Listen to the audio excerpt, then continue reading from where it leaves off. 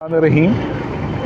जज हमायूं दिलावर से जज अबू असनाद जुल्करनैन से जज बशीर से जज कुदरतुल्लाह का सफ़र जो है बड़ी तेज़ी से वो तय कर लिया गया है और आज इस वक्त अंदर अडियाला जेल में इमरान खान साहब और बुशरा इमरान का निकाह का और इद्दत के मामले पर इस वक्त कार्रवाई ज़ोर शोर से इस वक्त जारी है।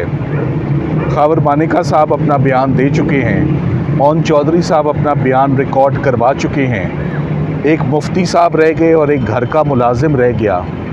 मगर कल रात भी तमाम वाक़यात आपको मालूम है कि कल 10:30 बजे तक रात को प्रोसीडिंग्स चलती रही।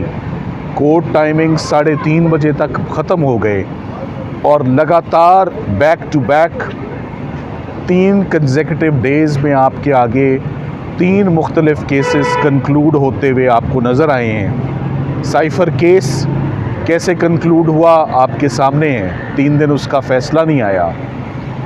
आज का रिकॉर्ड है कि तोशा खाना का फ़ैसला जज बशीर सुना गए, आज दिन तक वो फ़ैसला किसी ने नहीं पढ़ा और आज हमारी पेशन गोई है और वो पेशन गोई बिल्कुल गलत नहीं होगी, मुआवजे नहीं होते। जो पैटर्न चल रहा है वही पैटर्न होगा। कुछ ही देर में आप सुन लेंगे कि जज कुदरतुल्लाह ने इमरान खान साहब और उनकी बेगम को निकाह और इद्दत के केस में भी सज़ा सुना दी है। तो इमरान खान साहब एक ही जुमला बार बार बोल रहे हैं, क्रिकेट में हैट्रिक सुनी थी, ये क्रिमिनल केसेस में कन्विक्शन की तीसरी हैट्रिक होने वाली है और वो हैट्रिक 8 तारीख से पहले, जैसे एक बॉलर को प्रेशर होता है कि 2 में सज़ा ले ली है या 2 विकेटें ले ली हैं, अब तीसरी विकेट लेनी है, तो वो तीसरी विकेट अभी चंद ही देर में ऑफ कोर्स उसी अनकॉन्स्टिट्यूशनल मैनर में, उसी वायलेशन ऑफ लॉ में ये तीसरी विकेट जो है इस वक्त गिरने वाली है। ये मामला मियाँ बीवी का ये बड़ा एक सीक्रेट रिलेशनशिप होता है जिसकी मुझे बहुत अफसोस है कि तमाम केसेस में ये केस भी चुना गया। फॉरेन फंडिंग था, वो भी अजीबो-गरीब केस था कि आपको बाहर से पैसे क्यों मिल रहे हैं, बहरहाल उसको भुगता।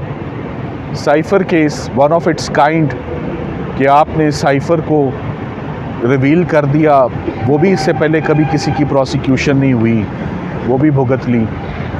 तो ये भी जो मामला है, जो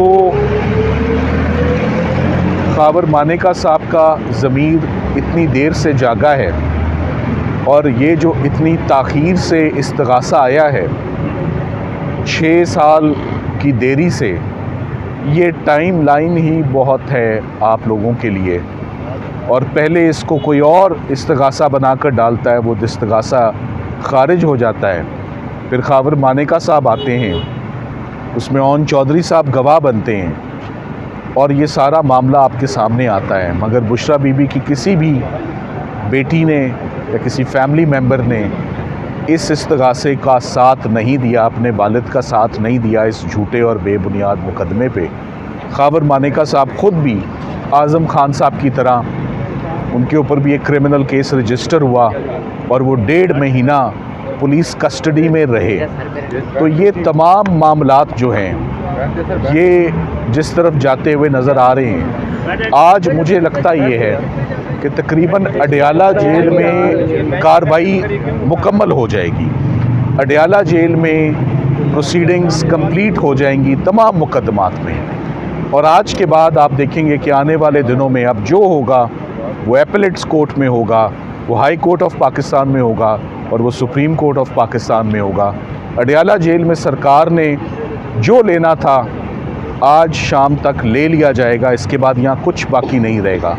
इमरान खान साहब की ज़मानतें 6 लाहौर में बहाल हुई हैं और 6 ही इस्लामाबाद हाई कोर्ट में बकाया हैं। कुल 12 या 13 ज़मानतें उनकी हैं जो आने वाले दिनों में उन पे बहस होगी और उनको फाइनलाइज इंशाल्लाह हम करेंगे। अपील्स का राइट है, ये कॉन्स्टिट्यूशनल राइट है, ये हर कानून में दिया जाता है।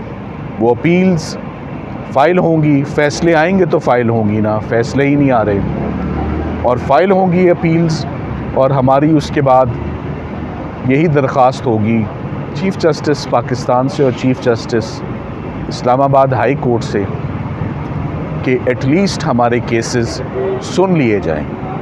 फ़ैसला उसमें जो भी आए, मगर अपील की सुनवाई एक हक़ होता है कि वो जल्द से जल्द जिस तरह ये ट्रायल्स कंक्लूड हुए हैं वो अपीलें लगें। मैं आखिर में ये ज़रूर कहना चाहूँगा कि जो सियासी मुकदमे हैं इसको हम सब बहुत सालों से देख रहे हैं, मगर अब सियासी मुकदमे भी अब जैसे ट्रीट होने शुरू हो गए और जो ट्रेंड सेट हुए हैं ये बड़े ख़तरनाक ट्रेंड्स हैं। मुझे याद है कि पिछली दौरी हुकूमत में भी सियासी इंतकाम के जो केसेस चलते रहे, एटलीस्ट गवाहों पे जिरा 16 दिन, 17 दिन, 21 दिन चलती रही। यहाँ पर तो वकील सफाई को राइट और हक ही ख़त्म कर दिया। तो आज आप सुन लेंगे कुछ ही देर में कि तीसरी विकेट भी गिर गई है। वकला और लीगल टीम अपना काम जो है वो बदस्तूर करती रहेगी। नाइंसाफ़ी चल रही है, मगर एक लिमिट होती है नाइंसाफ़ी की। उम्मीद करते हैं कि वो जल्द ये दिन बदलेंगे और ये फ़िज़ा बदलेगी and there will be a change. Thank you very much. अच्छा, ये बता दीजिएगा कि सज़ा के हवाले से ये आवाज़ें उठ रही है कि सज़ा 10 साल है, 14 साल है या 24 साल है, ये थोड़ा सा ये क्लियर कर देंगे। देखिए, होता ये है कि ये अब कानूनी सवाल है आपका। ये सज़ाएं एक ख़त्म होने के बाद दूसरी शुरू नहीं होंगी। ये सब की सब सज़ाएं एक वक्त पर शुरू होती हैं। 10 साल वाली भी परसों से शुरू हो गई, चौथ से, और 14 साल वाली भी परसों से शुरू हो गई, और आज वाली भी मैं आपको पहले ही पेशन गोई कर देता हूँ, वो भी सज़ा आज से शुरू हो गई। तो जो इनमें सबसे लंबी सज़ा होगी अगर वो 14 साल है, तो कानून के मुताबिक जो आपका सवाल है, तो कानून के मुताबिक जो सबसे लंबी सज़ा होती है बस वही गिनी जाती है। वो ये नहीं होता कि आप ऐड अप करते हैं कि 10 साल इसमें, 14 उसमें, 5 उसमें, तो मिला के 30-35 साल बन गए, ऐसा नहीं होता। तो थैंक यू वेरी मच। इंशाल्लाह। सर, कुछ कानूनी माहिरीन कहते हैं कि जो पिछले ट्रायल के दौरान का वक्त था वो भी इसमें इंक्लूड होगा, ऐसा है? नहीं, ऐसा नहीं। Thank you.